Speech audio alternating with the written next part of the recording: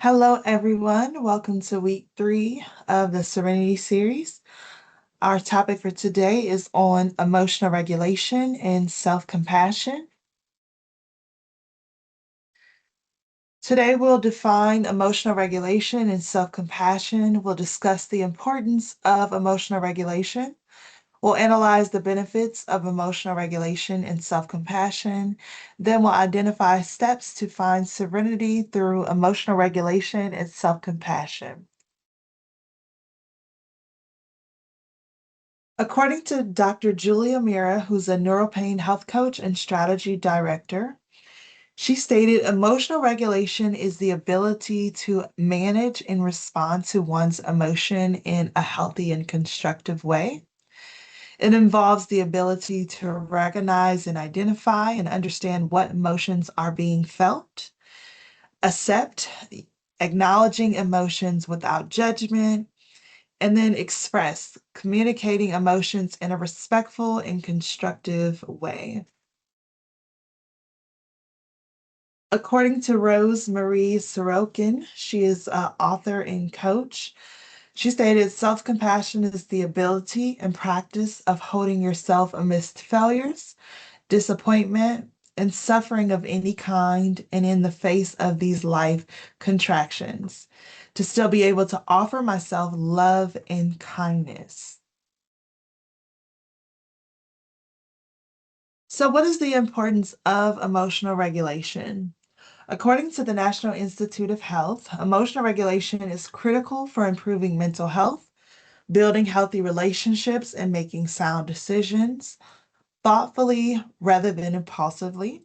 It helps reduce anxiety and depression, improves productivity, and it also helps manage intense emotions, which ultimately fosters resilience and overall well being.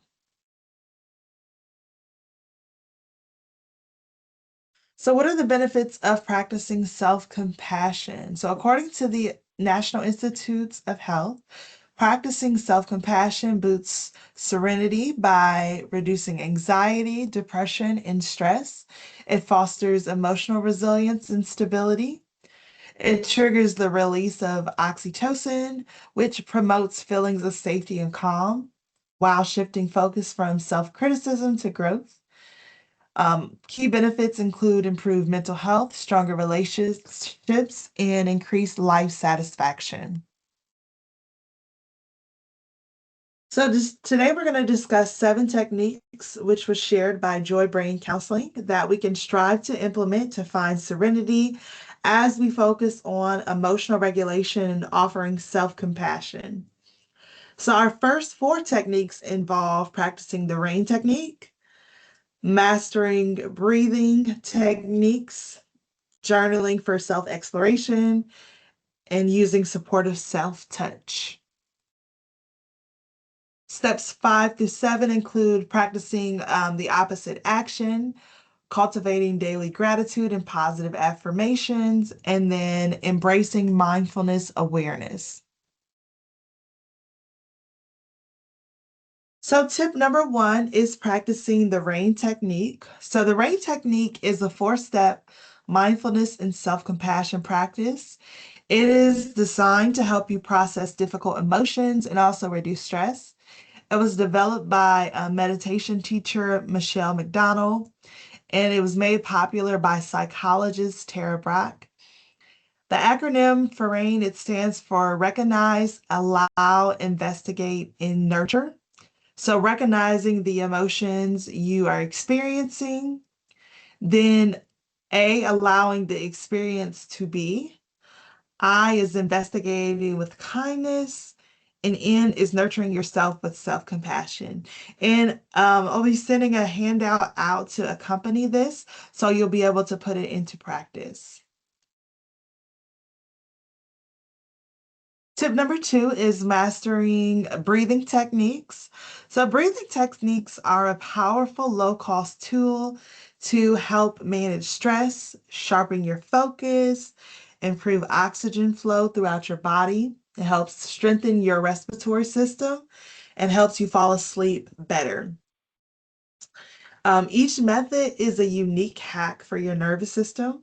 So, whether you want to calm a racing mind, energize your body, or release tension that you may be feeling, whether it's first in the morning or the afternoon, or even before you go to bed at night, you want to pick a breathing technique that's based on your immediate need. So there's so many breathing techniques that you can try. Some examples include the 4-7-8 breathing, box breathing, which is my personal favorite, alternate nostril breathing, diaphragmatic breathing, lion's breath, ocean's breath, and the humming bee breath. Tip number 3, journaling for self-exploration. So, writing down your thoughts and emotions without self-criticism or blame allows for emotional relief. You can create a self-compassion journal, so you can do this digitally on your phone, or you could just, go old-fashioned and use a paper journal and write in there. And the self-compassion journal helps to process your emotions and experiences and foster understanding rather than shame. So, to practice journaling for self exploration, you first identify what is outside your control, and then you identify what is within your control and focus it on the things you have the power to change when it comes to journaling.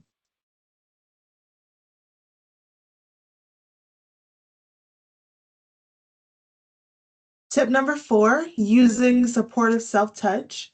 So, one easy way to care for and comfort yourself when you're feeling a lot of emotions is to give yourself supportive self touch. Self-touch activates the parasympathetic nervous system, which is our brain's brake pedal.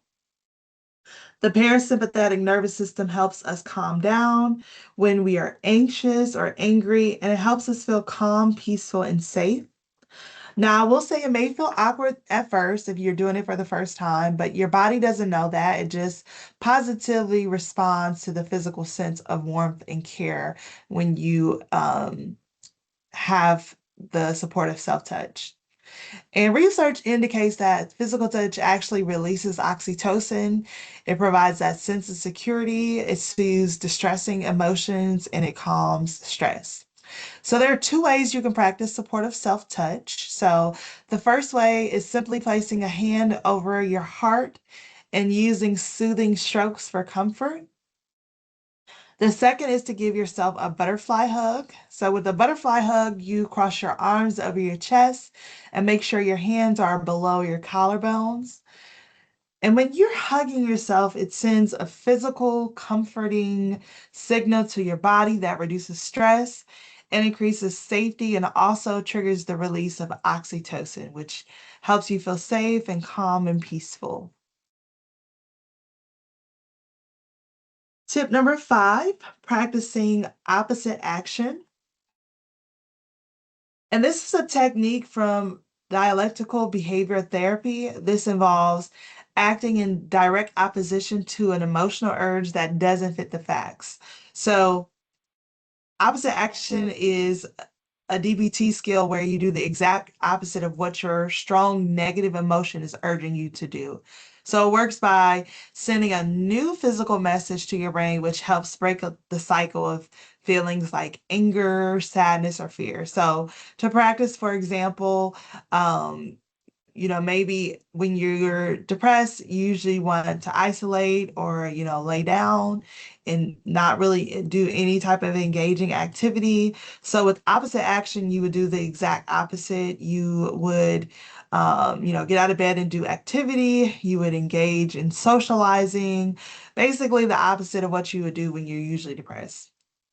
And if you are angry, you will respond with calmness instead of anger. So instead of yelling or criticizing, just taking some deep breaths and speaking in a gentle, soft tone of voice and showing kindness or concern. Tip number 6 is cultivating daily gratitude and positive affirmations. So, regularly noting 3 things you're grateful for and using positive affirmations like I'm worthy of compassion.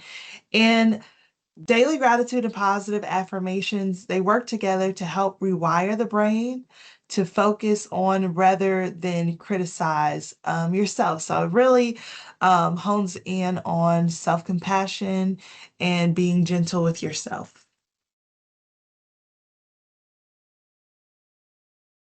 Tip number 7, embrace mindful awareness. So instead of suppressing or over identifying with emotions, the goal is just to practice being aware of your thoughts, your emotions, and your bodily sensations. And this is key in a non judgmental, present moment way. So, just really focusing and seeing what is going on with your thoughts, with your feelings, with the sensations you feel, but making sure you do it in a non-judgmental way and staying remained in the present moment. I love this quote. It's inspired by Young Pueblo, and he speaks on emotional regulation. The quote shares that it's not about managing your emotions, it's about managing your reactions to your emotions. And I also love this quote by Kristen Neff. She says, self compassion is a way of emotionally recharging our batteries rather than becoming drained by helping others. Self compassion allows us to fill up our internal reserves so that we will have more to give to those who need us. So, in summary, finding serenity through emotional regulation and self compassion involves creating a balanced inner environment where difficult emotions are acknowledged without harsh judgment, allowing for a calmer, more resilient state of mind. And Dr. Kristen Neff stated, whenever I notice something about myself I don't like, or whenever something goes wrong in my life, I silently repeat the following phrases. This is a moment of suffering. Suffering is a part of life. May I be kind to myself in this moment. May I give myself the compassion I need. And we take away key points from author Meredith Morrissey, Dr. Jill Bolt Taylor, Dr. Christopher Germer, and Dr. Kristen Neff, that on our journey to seeking serenity through emotional regulation and self-compassion, true peace comes from transforming your relationship with the difficult emotions by observing them with non-judgmental awareness and treating yourself with kindness rather than criticism. So rather than suppressing or avoiding or fighting negative emotion, this approach suggests treating yourself with the same care you would offer a best friend and allowing you to just ride the wave of emotions, which usually typically lasts 60 to 90 seconds without being swept away by them. In conclusion, ComPsych is a wonderful resource for you. There's so many various services available to you. ComPsych is available 24/7. You can call them at 866-569-0321, or you can visit them online at guidanceresources.com for more information. I want to thank you all so much for joining. Please be sure to observe your emotions you experienced this week with non-judgmental awareness and treat yourself with kindness rather than criticism. Thank you, everyone.